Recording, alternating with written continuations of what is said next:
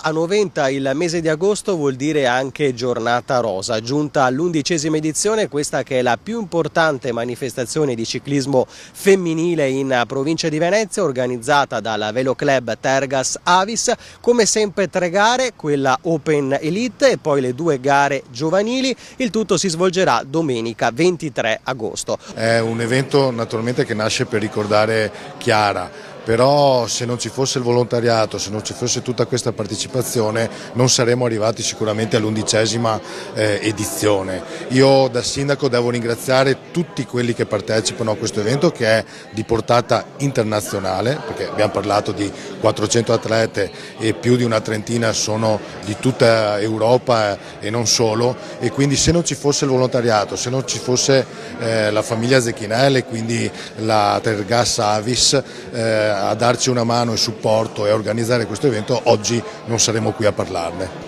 Quest'anno saranno come sempre circa 400 le atlete in gara, di cui 200 nella gara Donne Open Elite, con una rappresentanza importante di una trentina di atlete anche internazionali, oltre al meglio del panorama italiano per quanto riguarda il ciclismo Open Elite Under 23. Insomma, una gara che è arrivata all'11ª edizione e che diventa anche di respiro internazionale. Non vi volete fermare, anzi. La nostra intenzione è di proseguire. Logico che rimangono sempre delle situazioni molto difficili da organizzare, proprio perché per la mancanza anche del personale che verrà nei prossimi anni, però noi ci metteremo un impegno per poter portare avanti questa situazione.